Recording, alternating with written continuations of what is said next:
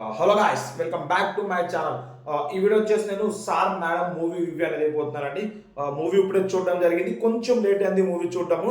ఇక ముందుగా వీడియోలోకి వెళ్ళే ముందు మన ఛానల్ కొత్తగా చూసే వాళ్ళు ఉంటే జర సబ్స్క్రైబ్ చేసుకోండి అబ్బా. అలాగే మనం పెట్టిన కంటెంట్ నచ్చితే లైక్ చేయండి, షేర్ చేయండి, అలాగే కామెంట్ చేయండి. సార్ మేడం అండి, ఈ తమిళ్ మూవీ, విజయ్ సేతుపతి, నిత్య మేనన్ కాస్టింగ్ అండి, యాక్టింగ్. ఇక బేసిక్గా మూవీ చూస్తే చాలా బాగా అనిపించిందండి.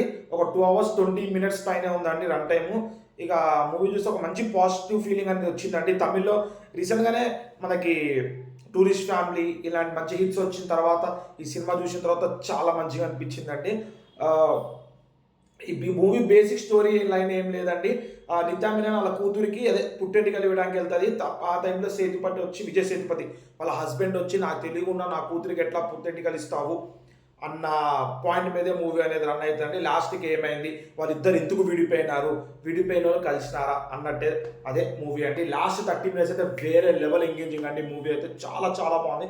లాస్ట్ 30 minutes, దాని తర్వాత లాస్ట్ ఒక 5 minutes ఉంటుంది. 25 minutes ఈ 5 minutes మార్చేస్తుంది అనుకోండి, అంత బాగుంది లాస్ట్లో మూవీ అయితే. ఇక ఒక్క మధ్యలో సెకండ్ హాఫ్ తర్వాత ఒక 30 minutes అనేవి రిపీటింగ్ అనిపించిందండి. అదొక్క సీన్ నాకు అదే రిపీట్ అన్నట్టు అనిపించి కొంచెం డల్ అనిపించింది. మాటికి ఇదే పాయింట్ ఎందుకు తీస్తుంది నిత్యామేనన్ అన్నట్టయితే అనిపించిందండి.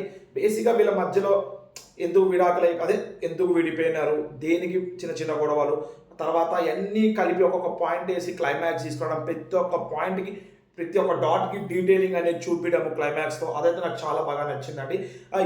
యోగి బాబు గారు కామెడీ బాగుందండి, కానీ ఎందుకో ఆయన సీన్స్ అవసరం లేదేమో, యోగి బాబు గారి సీన్స్ అవసరం లేదేమో ఈ మూవీలో అన్నట్టయితే నాకు అనిపించింది.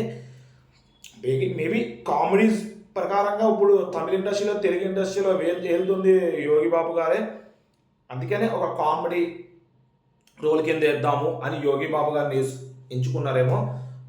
ఆయన కామెడీ, ఆయన చేసిన కామెడీ ఆయన ఎక్స్ప్లెయిన్ చేసిండు, కానీ అనవసరం ఏమో ఆ సీన్స్ అనేవి మూవీలో యాడ్ చేయడం అన్నట్టు నాకు అనిపించిందండి. ఒక ఫస్ట్ ఒక 15 minutes డల్గా వెళ్తుందండి. ఒక 10-15 minutes విజయ్ సేతుపతి ఎంటర్ నుంచి వేరే లెవెల్ లేపుతాండి మూవీ.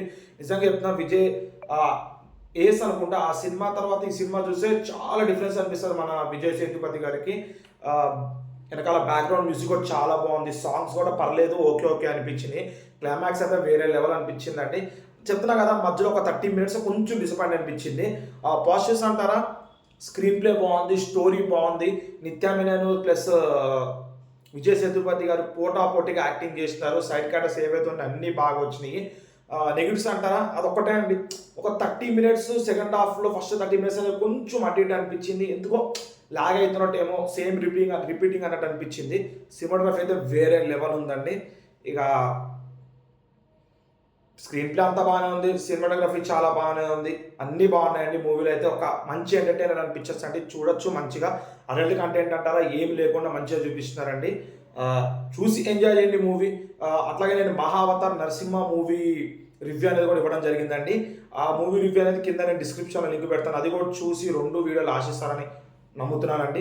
ఇక ఇలాంటి మరిన్ని వీడియోస్ మన ఛానల్ తరపించామంటే మన ఛానల్ సబ్స్క్రైబ్ చేసుకుని పక్కన ఉన్న బెల్ ఐకాన్ క్లిక్ చేయండి. నేను ఇట్లా వీడియోస్ పెట్టగానే మీకు ఇట్లా నోటిఫికేషన్ వస్తాయి. దాట్స్ ఇట్ అండి రోజుకి.